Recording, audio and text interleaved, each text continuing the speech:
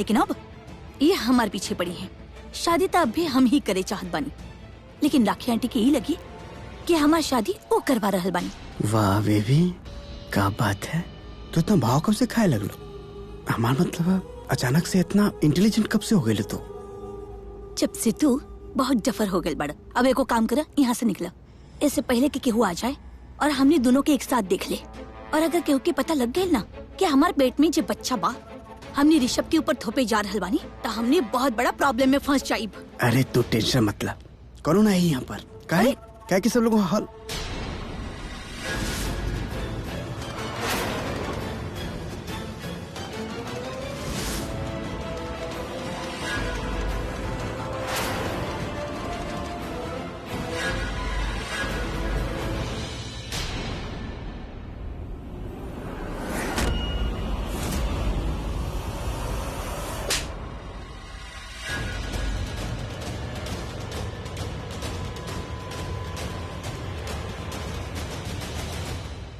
Mom, जब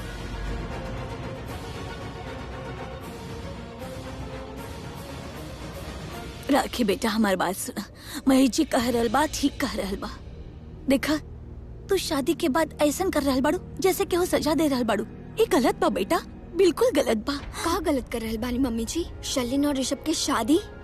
mom लेकिन ये शादी तो हमने वैसे भी करत रही ना। एग्जैक्टली लेकिन मॉम अभी ना 6 महीना बाद। हम तोरा के कहली ना बीच में मत बोला तो मत बोला।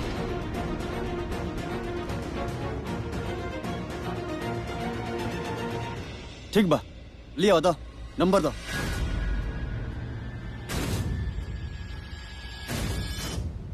के कर अपना मॉम के कहाँ से हुए हमारा भाई का भी बचा सकता रही। यस, अब तू हमारे मॉम हो, हमके तार बात सुने के पड़ता। अब तू ना हमारी बात सुना तरू ना दादी की बात सुना तरू। अब केकर बात सुनबू? अपना मॉम के, राइट? अब हमारा मॉम के मॉम ही हमारा भाई के बचा सकता रही। ऐसे नंबर दो। करण तू कैसे बात करत बाड़ा? अकल ठिकाना बाकी ना कुछ समझते नहीं के। इतना सीरियस सिचुएशन बा तोरा के मजाक सोचता। हद हो खिला।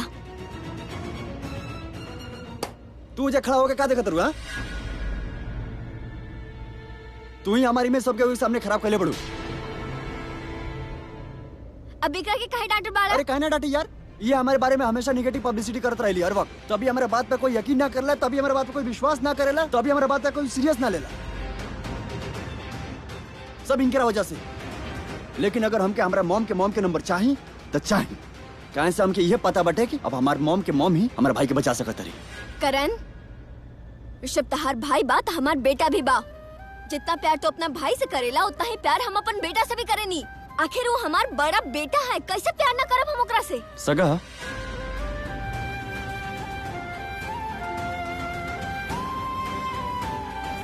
तोरा से तो बात ही करे बेकार बा। हाँ, बात के लिए बेकार बा। ये सब भी ना तारा वजह से ही होता। बात के लिए बेकार बा। क्यों हमके सीरियस नहीं खेले? देखा तारू, सब तारा वजह से। ठीक बा, हमारे पास भी एगो आइडिया बा। अगर आप इसी वक्त हमारे भाई के शादी करावे के जिद ना तोड़बू ना, तो हम भी तारा से बात ना करें।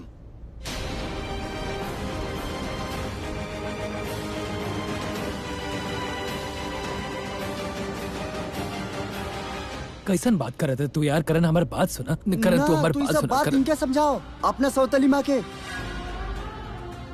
जैसन बात ही करते रही, हमके इनसे बात नहीं करे के डेट से। हमरे से बात ना करे के बाना, मत करा बात। लेकिन हम ऋषभ के गलती के सजा और शर्लिन के ना दे सके नी, ओकर जिंदगी बर्बाद ना कर सके नी हम। शर्लिन के जिंदगी बर्बाद नहीं कर सकत तू। एकर मतलब ये प्रूव हो गई कि हमने के दोनों जने के सौतली माँ है। हम जाना तानी तू ये सब कुछ हमार दिल दुखावे खातिर बोलत हई। हमरा के इमोशनली ब्लैकमेल करे के चाहता रहा तू। करण समझे की कोशिश काहे ना करत बाड़ा कि ऋषभ जी गलती कैले है, वो कोनो छोटा मोटा गलती ना बा, बहुत बड़ा गलती बा। तोरा के हमरे से बात ना करे के बा ना, मत करा। हमार बात ना माने के बा, मत माना। लेकिन हम तोहार एक भी बात ना सुनने वाला बानी। राखी जी क्या कर रहे आप? करीना दी, अब आप ही समझाइए लोगन के। आप शांत हो जाएं भाभी। आप जे भी फैसला ले ले बानी वो बिल्कुल सही ले ले बानी। ये सब लोगन के टेंशन आप मत लिए। लेकिन ये लोग समझे खातिर तैयार ही ना बा। लेकिन शर्लिन बहुत समझदारी के काम कैले बाड़ी। का अब का कलसू? इतना सब कुछ होखे के बावजूद भी शादी खातिर मना करके चली गई अंदर। एकर मतलब जानत बाड़ा तू? का एकर मतलब ई बा कि वो हमके रियलाइज करवावे चाहत बाड़ी कि कमरा में जे कुछ भी भइल वो शर्लिन जानबूझ के ना कैली ताकि वो ऋषभ से शादी कर सके। एंड टू बी ऑनेस्ट, हम आज के मॉडर्न वुमन बानी। हम 2019 में जी रहल बानी। एक लड़का और लड़की शादी से पहले अगर अपन लिमिट क्रॉस कर ले, आई कैन अंडरस्टैंड। पुराना जमाना की बात अलग रहे, क्या उनकर जान लिहल जात रहे, पर आज के जमाना में वो दोनों के शादी करवा दिहल जात बा।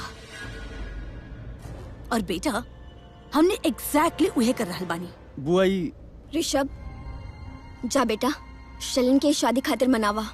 गलती तोहरा से भइल बाना, ता वो गलती के तोहरा के सुधारे के पड़ी। कौन सी गलती? कोनो गलती नहीं का भाई। हम तोहरा से कहनी ना, तो बीच में ना बोलबा तो मत बोला, चुप रहा। अरे मॉम, कौन सा गलती? ठीक बा, एक घर में सब केहू अपना मन के मालिक बाटे, जेकरा जौन मन करेला ऊ करेला। सब लोग केहू केहू के बात ना सुनेला। ई सब बिना तारा वजह से ही होता, समझ लो। तो सिर्फ तारा वजह से, काहे से तू ही बाड़ू जोनी घर में कुछ बाड़ू, तारे बात सब केहू सुनी। तू प्रीता से ऐसन बात काहे करत बाड़ा? वो बेचारी के कोनो गलती ना बा। ई घर में सब ओकर बात मानेला, काहे कि ओकरा के अपन बात बनवावे के आवेला। ओ, ये घर में सब केहू तारे के सब कुछ मानेला, तो तू ही जाके बात कर ले यार। ओ, तक करण चाहता रहा कि हम राखी आंटी से बात करें। इस शर्लिन के पास ऋषभ जी के ना, हमरा के भेजे के चाहता रही। राखी आंटी, अगर हम कुछ कहीं तो आंटी का हम एक बार जाके शर्लिन से बात करी ना। मतलब हम सब देख लिया कि बहुत ज्यादा हटबाड़ी, और ओकर साथ जे कुछ भी यहाँ भइल ओकर वजह से हम सबकी तरफ से ओकरा के सॉरी कह दे। और करण जैसन ओकर साथ बिहेव कर लिया ना, ओकरा तरफ से भी ओकरा के सॉरी बोल दे। शादू सबकी गलती माफ कर दी ही और सब ठीक हो जाए। सही कहले, हम कहली ना एकरा के बात मनवावे आवेला। ये हमेशा से सही बात कहेली। एकरा के कहल जाला गलती सुधारा। प्रीता, एगो औरत ही दूसर औरत के दुख समझ सकेली। बेटा जा, तू शर्लिन से बात करा, ओकरा के समझावा, इस शादी खातिर राजी करा। वैसे तो हम जानत हई करण के अपन बदतमीजी खातिर खुद माफी मांगे के चाहिए, लेकिन आज ये लड़का के दिमाग ठिकाना ना बा। रहे दाक रखे, तू जा बेटा, शर्लिन के मनावा इस शादी खातिर। जा।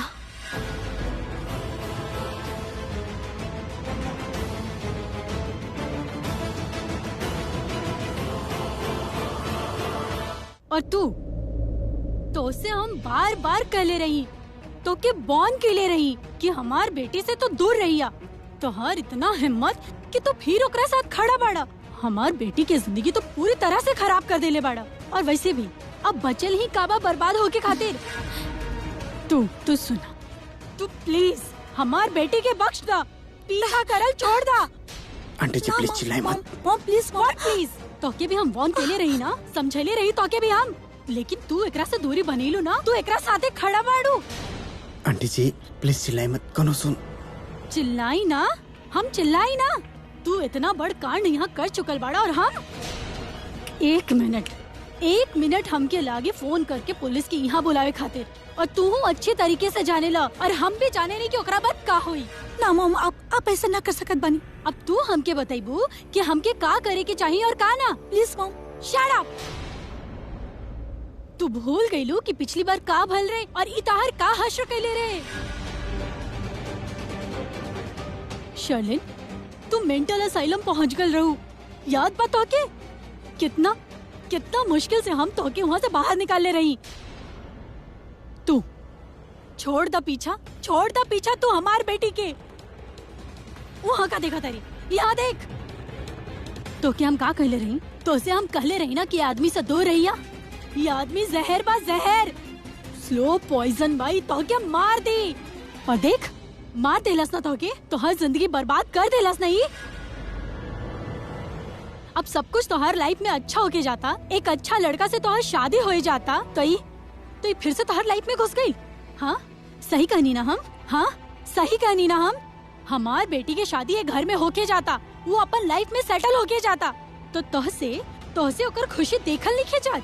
प्रीता के जरिए तू ए घर में फिर से घुस गईला ताकि एकर जिंदगी बर्बाद कर सका। और तू अपन जिंदगी बर्बाद करे पे तुलल बाड़ू। काहे समझ ना आवेला तो के कहल बात। आंटी जी देखिए, आप प्लीज शांत हो जाएं। तू चुप रहा। एक तो वैसे ही तू हमार बेटी के जिंदगी पूरी तरीके से स्पॉइल कर चुकल बाड़ा। अब ओकरा से दूर रहा, काहे कि ओकर शादी होके जाता ऋषभ लूथरा के साथ। समझला?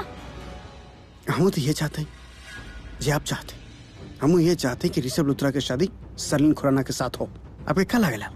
ऋषभ आपके बेटी से शादी करे के चाहता? वो आपके बेटी से शादी ना करे के चाहता? What nonsense? No, this is no nonsense. This is the fact. पर हम चाहते ऋषभ और सरलिन की शादी हो जाए। जी आंटी, वो हम हैं जो आपके सारा सपना पूरा करके, वो हम हैं जो आपके बेटी की शादी ऋषभ से करवा रहा ला। एक बात बताएं आंटी जी, जब सरलिन के हमारे बच्चा के अपन पेट में लेके ऋषभ से शादी करे में कोनो प्रॉब्लम ना हो तो आपके क्या प्रॉब्लम हो रहा ला? आपके प्रॉब्लम ना होए की चाहिए। और अगर हो रहा ला फिर उते शादी ना होए। ऋषभ सरलिन से शादी करबे ना करी। अरे ऋषभ का दुनिया के कोनो भी लड़का एकरा से शादी ना करी, ई जानला के बाद कि एकरा पेट में हमार बच्चा। सुनला, the ball is in your court. आप डिसीजन ले ली कि आपके दामाद के चाहिए, ऋषभ लूथरा या प्रीति मल्होत्रा। ना हम तब फुल टाइम हुए बना आपके फेवरेट दामाद है ना। अगर हम आपके दामाद बनब तो सोचिए सोसाइटी में क्या हुई, आपके नाम, आपकी इज्जत और तो और।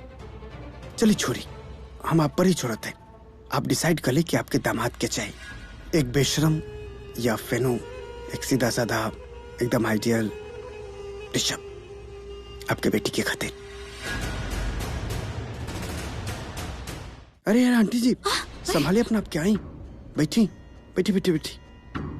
देखिए, हम जानत हैं कि इतना सब कुछ जानने के बाद कोनो भी इंसान के झटका तो लगबे करी। आपके जगह कौन और होगी तो ओकरो भी ये हो जोर के झटका लागे। आंटी एक सेकेंड।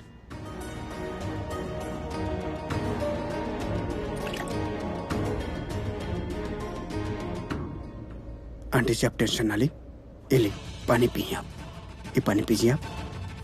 पानी पिए के बाद ना आप हमको बता दें कि अब का फैसला ले ले है।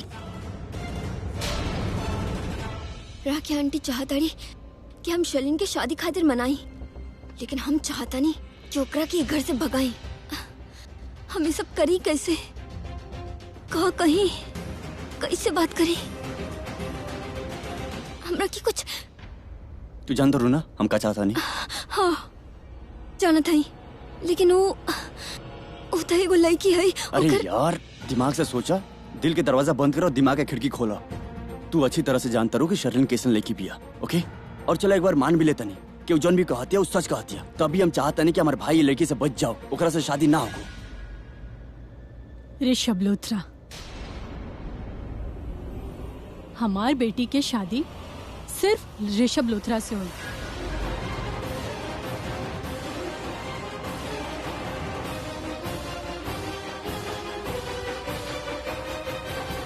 यार हमार भाई नशा के हालत में रहे, वो खुद कहता कि कुछ नहीं के भइल, लेकिन शर्लिन कहती है कि भइल बा।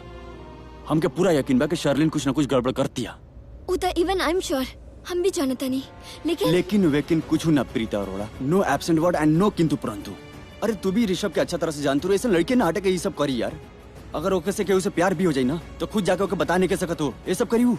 हमके तो लगा तो शर्लिन से प्यार और ना करला, I mean, शायद केहू और से प्यार करे लो। व्हाट? ऋषभ जी केहू और से प्यार करे ले? हाँ, और हम पे तारा पूरा भरोसा बा कि वो लड़की से मिलवा में तो पूरा हेल्प करबो। हम हेल्प करब? हम कैसे मिलवाए? हमरा के तो पता ही ना बना। छोड़ो ये सब बात के, छोड़ो, रिलैक्स। अभी शर्लिन पे कंसंट्रेट कर जाओ। हम बस ये चाहते नहीं कि तू जाकर शर्लिन से बात करा, कुछ ऐसा करा जैसे वो खुद शादी से बैक आउट कर जाओ। That's it. शर्लिन ठीक लड़की नहीं खे, please do it for me, हमारा खातिर। हाँ तो ठीक कहत बड़ा। शर्लिन बिल्कुल अच्छा लड़की ना बाड़ी, वो बिल्कुल वैसा ना बाड़ी जैसा वो दिखत बाड़ी। वो कैसन बाड़ी अब वो खुद अपन मुंह से बताई है। हम ओकर मुंह से सारा सच उगलवाई। हमरा के पता बा कैसे। आई लव यू आंटी जी। आज से आप हमारे आंटी जी ना, आज से हमारे माता जी हैं। हम आपके पैर छू के आपके आशीर्वाद लेते हैं काहे कि आप एक अच्छा माई खातिर अपन बेटी के भलाई वाले डिसीजन ले सकते। आप जो डिसाइड के लिए ना अपन बेटी के भलाई के खातिर बहुत सही डिसीजन ले आई। कहे कि जैसे आप चाहते ना हम वैसा नहीं चाहते। तो हर बेटी के जरिए वो पंचायती बिजनेसमैन ऋषभ लूथरा से बदला। आंटी चलिए आई, ले आपके फोन। सब लोग बाहर इंतजार कर रहे है ना। सरलिन तू चला, वो लोग के लागे के जाए ना कि आप अपन बेटी के मना ले लें ऋषभ की शादी करे खातिर, है ना। आई आई चलिए, लेट्स नॉट वेस्ट टाइम, चलिए आई।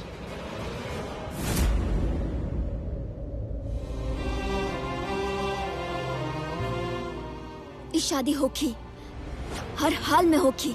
15 दिन में शादी होगी और क्या हो एकरा से पीछे ना हटिए। भाई भाई ये का करे तेरा? इतना गुस्सा करके कोनो फायदा नहीं। क्या करी यार, सब कुछ हमनी के प्लान के अकॉर्डिंग जाता रहा, सब कुछ। अगर इसी ना भई रही ना तो शर्लिन कब के ही पकड़ में आ गई रही। भाई के अपने चंगुल में फंसाव में कामयाब हो गई, जीत गई। भाई हम जानते नहीं शर्लिन अपन प्लान में कामयाब हो गई, पर आप भी जानते नहीं कि ऋषभ भी ऐसा नहीं कर सकता। ऋषभ नीचे बा, डांट खाता अभी भी ना। अपन रूम में गई बड़न। भाई भाई रिलैक्स। हाँ भाई गुस्सा मत करिए।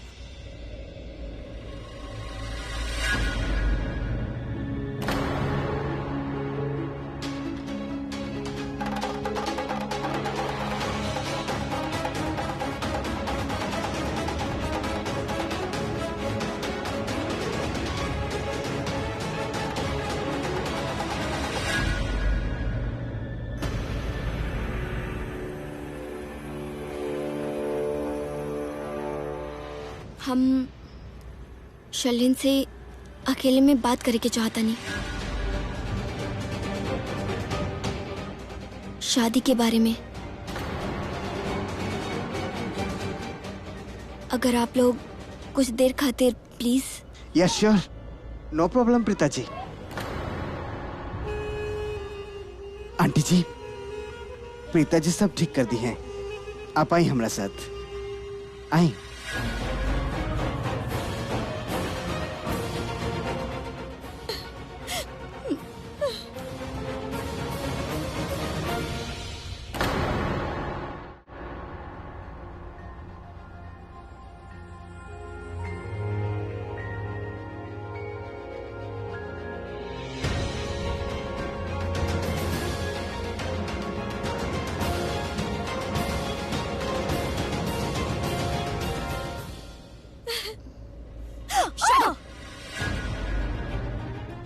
बंद करे नाटक, ड्रामा, आंसू आंसू पहचान करके।